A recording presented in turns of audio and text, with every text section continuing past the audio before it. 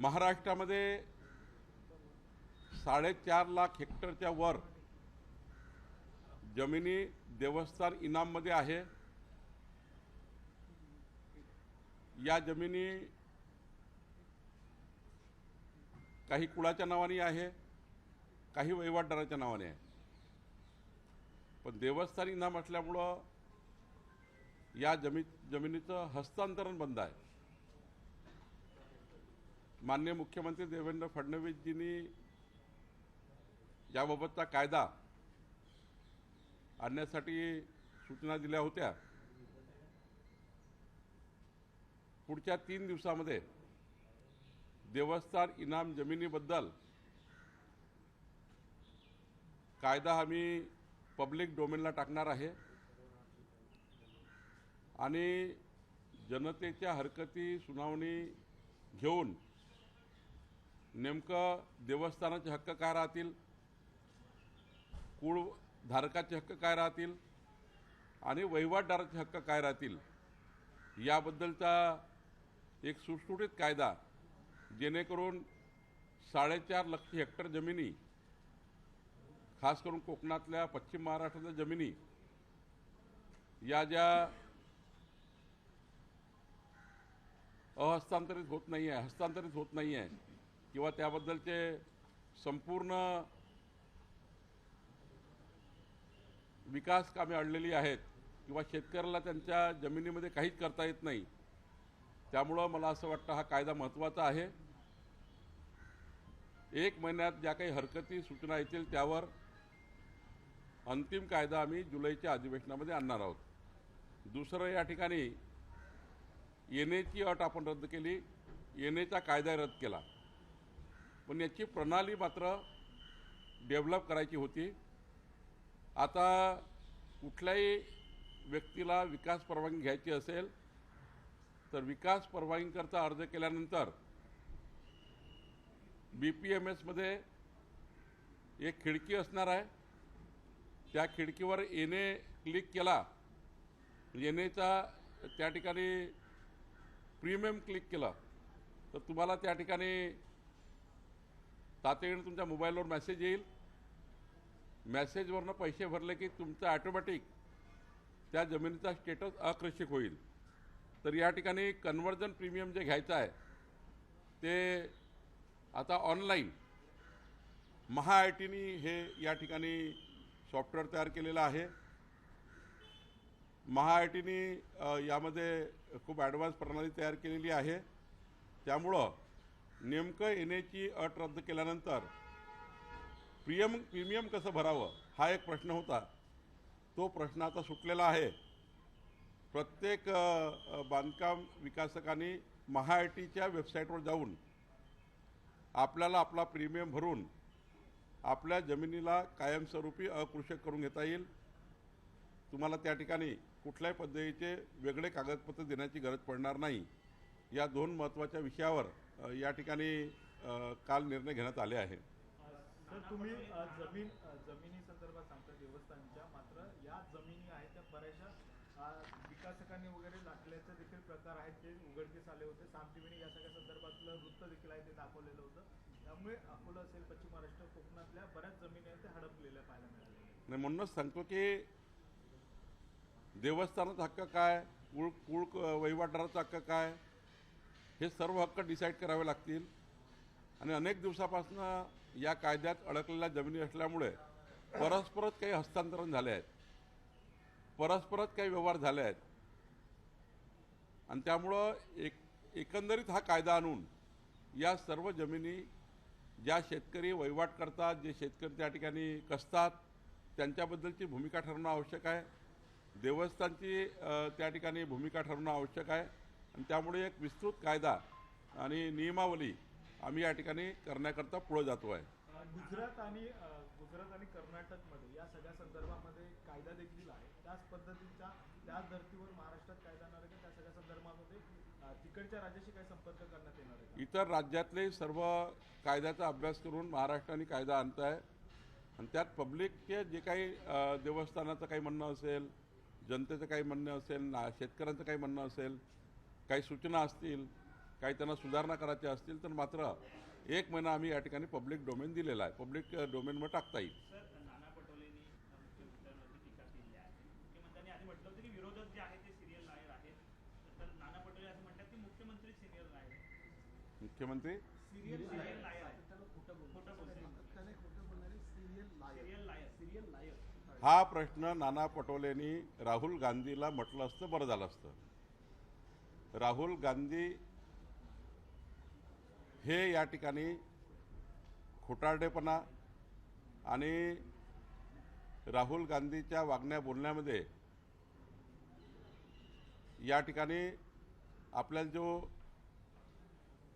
जो नाना पटोलेचा रोख आहे तो रोख मुख्यमंत्र्यापेक्षा त्यांनी राहुल गांधीला जर बोललं असतं तर बरं झालं असतं. काँग्रेसचे राष्ट्रीय अध्यक्ष मल्लिकार्जुन खरगे त्यांनी काल पंतप्रधान नरेंद्र मोदींवर टीका करताना दहशतवादी असा त्यांचा उल्लेख केला. नंतर मात्र वाद झाल्यानंतर त्यांनी सराव करत मी दहशतवाद असा उल्लेख करत असल्याचे त्यांनी. मल्लिकार्जुन खरगे यांना समजून घेतलं पाहिजे की देशाच्या 140 कोटी जनतेने प्रधानमंत्री मोदीजींना 3दा प्रधानमंत्री पदावर बसवलेलं आहे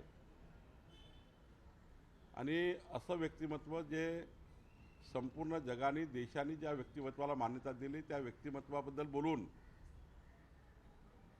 आणि दहशतवाद्यासारखा शब्द वापरून मल्लिकार्जुन खरगे हे आपल्या अत्यंत खालच्या वृत्तीचं प्रदर्शन करतायत. खरं तर काँग्रेसला हे माहीत आहे की 2047पर्यंत ते सरकारमध्ये येणार नाही आणि त्यामुळं अत्यंत विचलित झालेले, भ्रमनिरास झालेले असे काँग्रेसचे नेते आणि मल्लिकार्जुन खरगे हे असं खालच्या स्तरावर जाऊन मोदीजीवर बोलतात आहे.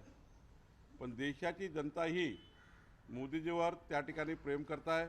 संपूर्ण भारतभर, देशभर आज त्या ठिकाणी मोदींच्या नावाने या ठिकाणी 140 कोटी जनतेचा भारत विकसित भारत होतो आहे आणि खरगे हे बघू शकत नाही. त्यांना राजकारणाशिवाय काही दुसरं दिसत नाही म्हणून अशी खालची टीका करून मोदीजींना ते या ठिकाणी क्रिटिसाइज करण्याचा प्रयत्न करत आहे. मला वाटतं 2029मध्ये, 2034मध्ये, 2047पर्यंत हा संपूर्ण देश भाजप आणि NDAच्या मागे उभं राहणार आहे. त्यामुळं विचलित मानसिकतेमध्ये असे ते स्टेटमेंट करतायत. राज्य सरकारकडनं राज्यातील ज्या अडचणीतल्या 14 सहकारी साखर कारखाने आहेत तर त्याच्या संदर्भात केंद्रानं 7 जे साखर कारखाने आहेत त्यामध्ये मंजुरी दिली आहे. संग्राम थोपटे त्यातलं एक नाव आहे, ज्यांचा जो साखर कारखाना आहे त्याला देखील कुठेतरी कर्ज जे आहे ते मंजूर आपल्याला होताना दिसत आहे. कशा प्रकारे बघताय महायुतीमध्ये जे नेते येत आहेत त्यांना कुठेतरी फायदा व्हावा म्हणून अशा गोष्टी होत आहेत का, असा प्रश्न देखील उपस्थित. मला वाटतं की जे कारखाने चालू शकतात, प्रॉफिटमध्ये येऊ शकतात, शेतकऱ्याला न्याय देऊ शकतात, शेतकऱ्याची त्या ठिकाणी शेतकऱ्याला ज्यातून फायदा होईल अशा कारखान्याला मदत करणे ही सरकारची भूमिका आधीपासून राहिलेली आहे. 40 वर्षापासून भूमिका राहिली आहे आणि त्यामुळं शेतकऱ्याचं हित लक्षात घेऊन असे निर्णय होत असतात. त्या भागातले शेतकरी जे ऊसाचे शेतकरी आहेत त्यांना अधिक चांगल्या पद्धतीने कारखान्याची सेवा मिळावी, त्यांना त्यांचा ऊस या ठिकाणी गाळप करण्याकरता लवकरात लवकर त्या ठिकाणी आजूबाजूला कारखाने व्हावेत आणि कारखाने जास्ती राहिले तर मोनोपोली होत नाही, कारखाने कमी राहिले तर मोनोपोली होतं आणि म्हणून शेतकऱ्यांना जास्तीत जास्त ऑप्शन्स राहावे. त्यामुळं मला असं वाटतं असे निर्णय घेत असतं आणि सरकारने अनेक वेळा 40 वर्षापासून अनेक वेळा अशा कारखान्याला मदत केली. ही पहिलीच वेळ नाही आहे, अनेक वेळा अशी मदत केली आहे.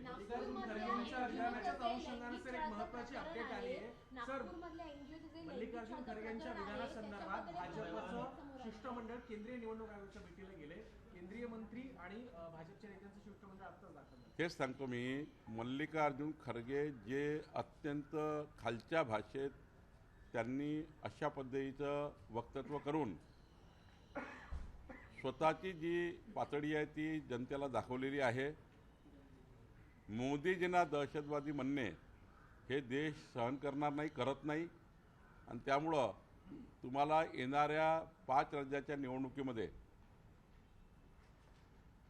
मोदीजीवर बोललेलं असं जनताही सहन करणार नाही आणि मल्लिकार्जुन खरगेची लेवल काय आहे हे अशा बोलण्यातनं कळतं. नागपूरच्या जे लैंगिक छळ प्रकरण आहे, एनजीओचे जे प्रमुख आहेत त्यांच्यावर आता नवीन आरोप करण्यात आले आहे.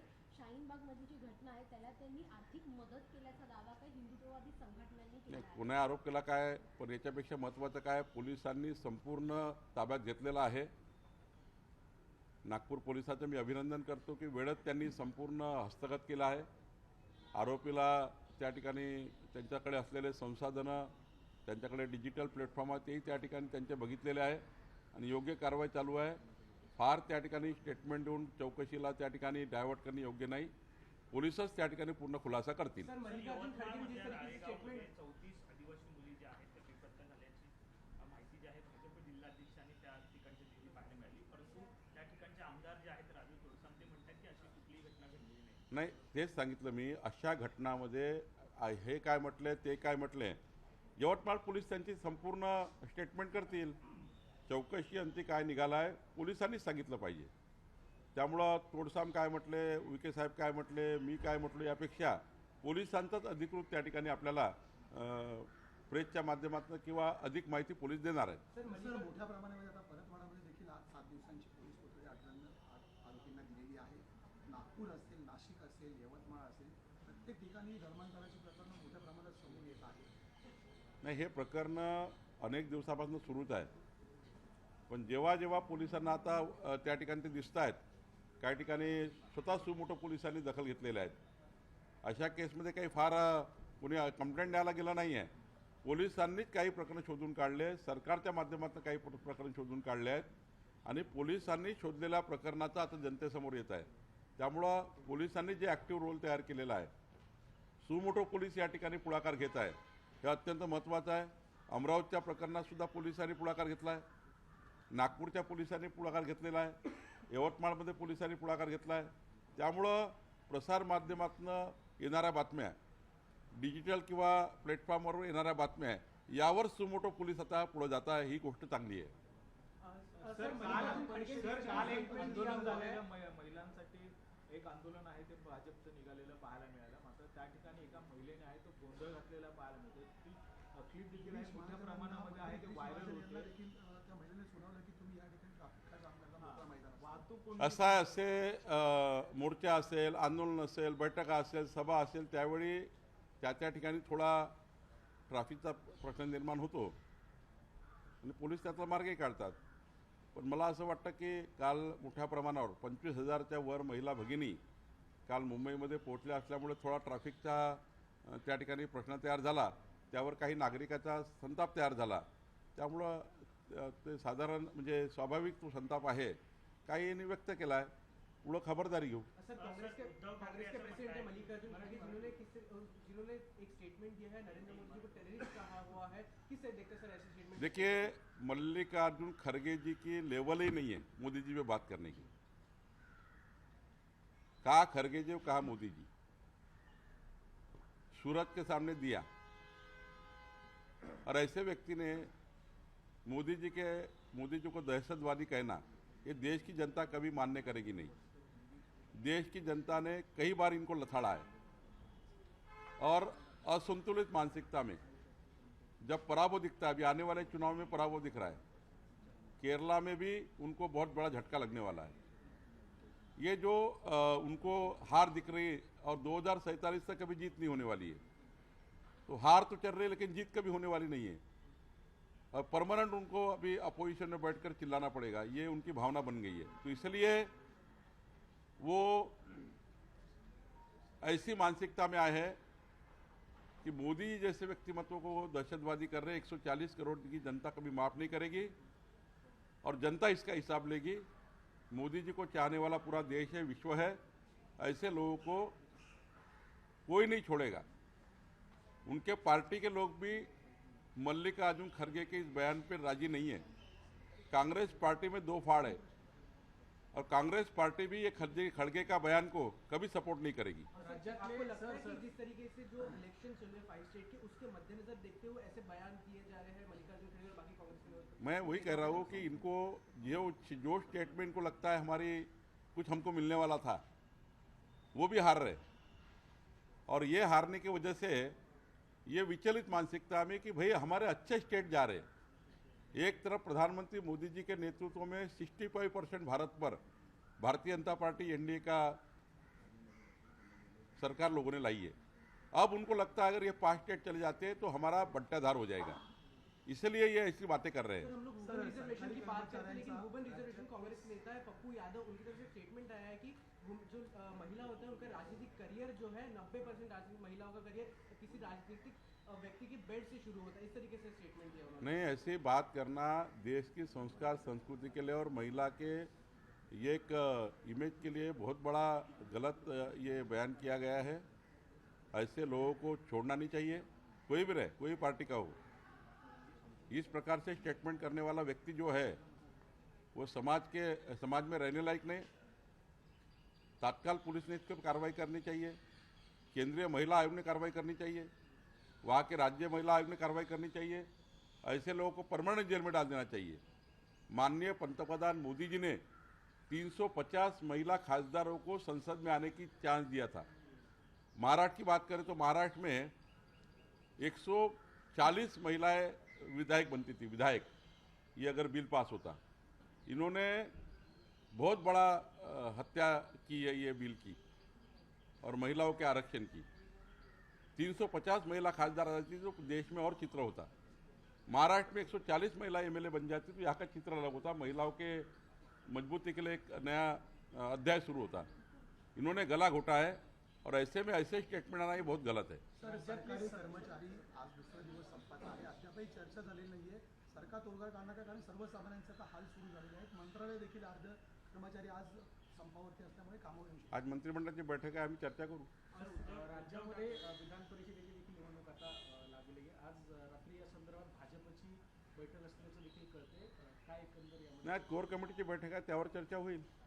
उद्धव ठाकरे महिलांना संधी मिळणार का यामध्ये? नाही, हे तर कोर कमिटी आणि आम्ही काही शिफारशी केल्यावर केंद्रीय इलेक्शन जे आमचं समिती आहे ती निर्णय करतं। उद्धव ठाकरे असं म्हणतात की ममता दीदी ज्या आहेत त्या वाघिणीसारख्या लढत आहेत, त्या जिंकल्या पाहिजेत। आता उद्धव ठाकरेंना वाघिणी वाटताय, निकाल येऊ द्या। उद्धव ठाकरे प्रेस कॉन्फरन्स घेऊ शकणार नाही अशी परिस्थिती राहणार आहे। उद्धवजी प्रेस घेऊ शकणार नाही, निकालाची वाट बघा। निकाल लागल्यानंतर तुम्ही उद्धवजींना भेटायला नक्की जा। सर, जिस तरीके से सर, सुनेत्र पवार यांनी सुद्धा खंत जी आहे ती व्यक्त केली आहे। ते म्हणतात की माझ्या मनात सुद्धा काही शंका आहेत अजितदादांच्या अपघाताबाबत। माननीय मुख्यमंत्री देवेंद्र फडणवीसजींनी विधिमंडळाच्या सार्वभौम सभागृहामध्ये माननीय अजितदादांच्या या दुर्दैवी अपघाताबद्दलचे स्वयंस्पष्ट स्टेटमेंट केले आहेत, स्वयंस्पष्ट भूमिका मांडलेली आहे। अजून त्या ठिकाणी सर्वांच्याच मनात काही संभ्रम आहेत, सुनीता पवारच्या मनात आहे, सर्वांच्याच मनात आहे। ते संभ्रम चौकशी जशी जशी अंतिम होईल, चौकशीचे रिपोर्ट जेव्हा जेव्हा येतील तसं त्या ठिकाणी ते संभ्रम दूर करतील आणि मुख्यमंत्र्यांची भूमिका अत्यंत स्पष्ट आहे।